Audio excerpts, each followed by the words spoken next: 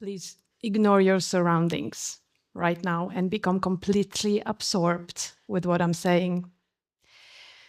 I want you to become aware of that moment from your past when you were in love with someone special, perhaps secretly in love. Who was this person?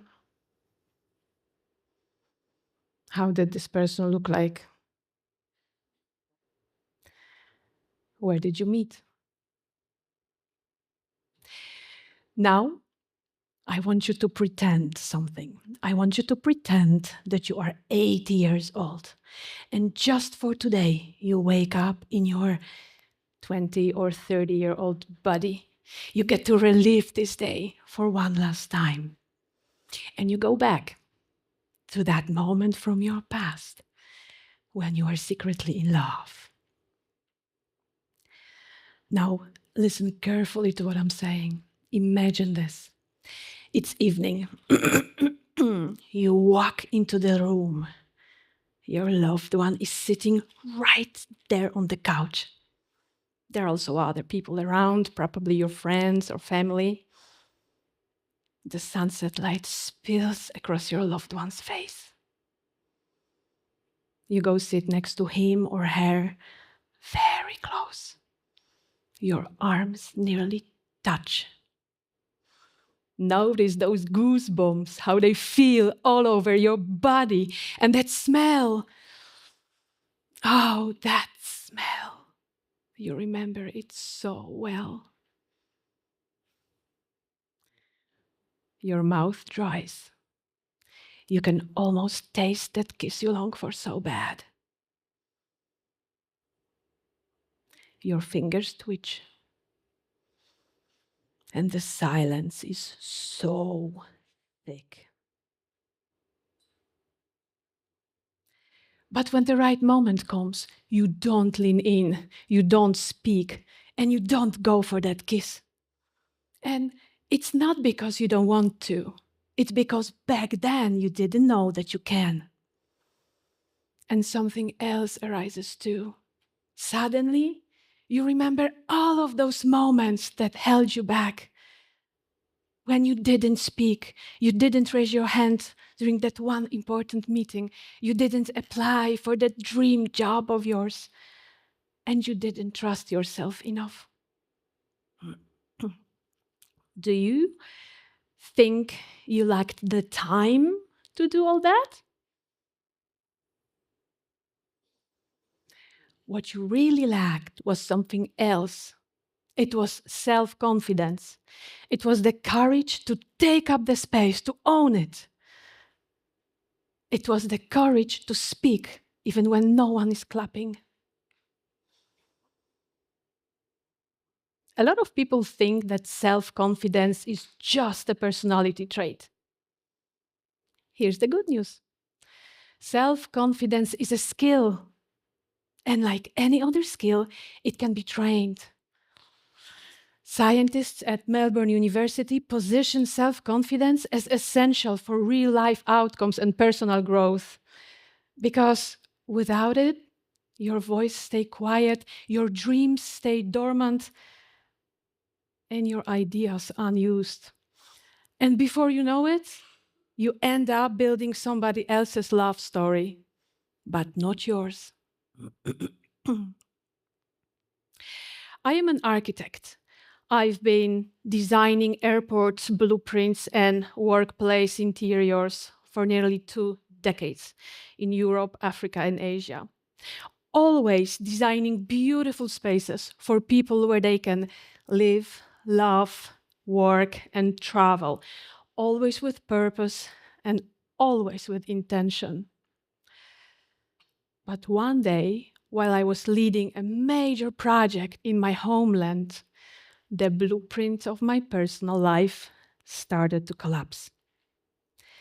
My marriage was struggling, and on one hand, I was professionally praised, but on the other, personally lost.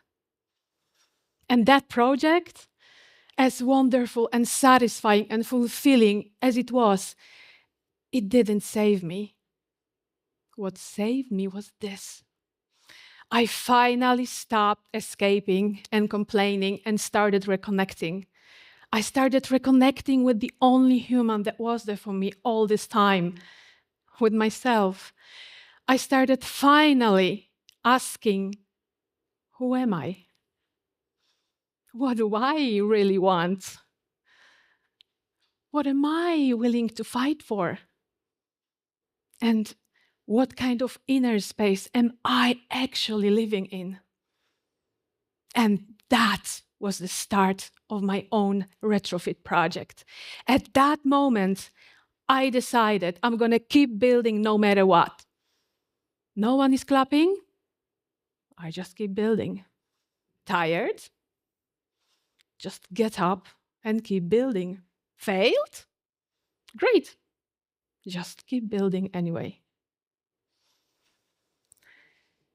Beyond architecture, I'm constantly developing my skills in the field of mental performance and mindset skills training. As a practitioner, soon to be master of neuro-linguistic programming, NLP, and certified mindset skills trainer, I always tend to bring psychological lens into my work. So, the task is clear. If we want to retrofit ourselves, first we need a blueprint. And that blueprint is made of 5 steps. Let me share with you a framework on how to retrofit yourself. Let's start. First,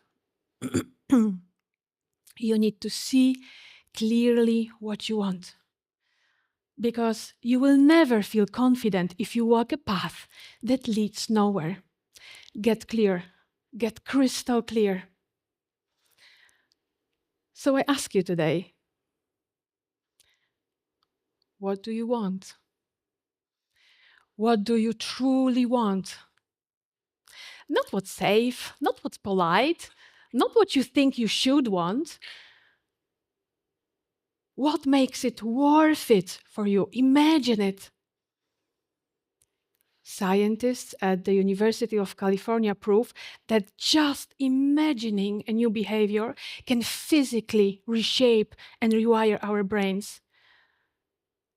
And this is how confidence becomes a skill. So go on and keep building on it. The next one. Trust your confidence. Trust your intuition. A lot of people confuse confidence with arrogance. Confidence is not, oh, I'm better than you. Nor is it the toxic positivity when you wake up one morning feeling terrible on the inside. You go up to the mirror and force yourself to say, oh, I feel so happy today. No, that won't work either. Self-confidence is rather saying, I'm okay with who I am. I trust my own capabilities, and I'm constantly growing. Sometimes you may need a quick confidence boost. What to do then? Studies at Harvard show that you can boost your confidence by practicing power posing. Power posing is standing in a powerful position with your upper body taking up a lot of space. So it's like that, or like that. You get the point. Think about the cartoon superheroes. Harvard proves that standing in such a position for 2 minutes can significantly boost our hormone levels, reduce stress. How amazing is that? So every time you may need a quick confidence boost, practice power posing and keep building on it. The next one. Act before you feel really fully ready. Confidence grows when you expand your comfort zone. And intentionally, I say expand your comfort zone. I don't want you to step out of it. Let it be there. It's there for something. So raise your hand. Speak even when your voice shakes. Walk into that meeting And keep doing this on repeat. Because when you do, you will start working on your confidence muscle. And when you do, just keep building on it. The next one, reframe your thoughts. And this one is really powerful. Reframing is a process of consciously changing how you think about a situation without actually changing the situation. So it's like this. You got a picture, you just change the frame around it, right? And you don't change the picture. So new frame, new emotion, new outcome. Doing that, you upgrade your emotional response to things around you. Very powerful tool. And this is how confidence becomes a skill. And this is how you create the blueprint.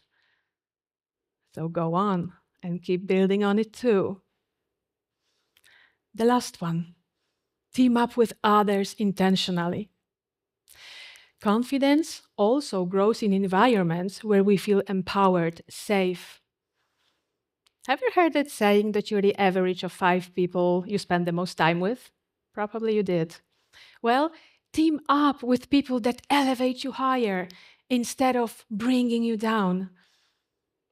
So go on and create your environments and circle of friends wisely and keep building on it. So that's the start.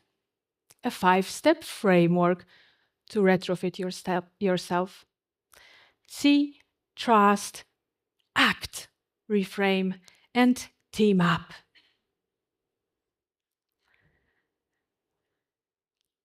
In the age of AI, where AI can write, draw, make videos, movies, automate, calculate, analyze, summarize, and so much more, what's truly left that's uniquely human? It's the courage to trust your intuition. It's the courage to step into the unknown. And it's the courage to keep showing up for yourself. Confidence is the engine of choice. Without it, even the smartest mind on this planet will not act. So, when you are 80 years old again and you get that one day in your 20 or 30-year-old body, I hope you speak, I hope you dare, and I surely hope you steal that one kiss. Because the only one you will ever have, it's you. And when that day comes to an end, I know, you will say to yourself, that's the day I stood tall. That's the day I said yes. And that's the day I've built something good. Because the only one you will ever have is you. So go on and start building well. Go on and start building with confidence. And you know, even if no one is clapping, you just start, okay? Just start and keep building anyway. Thank you.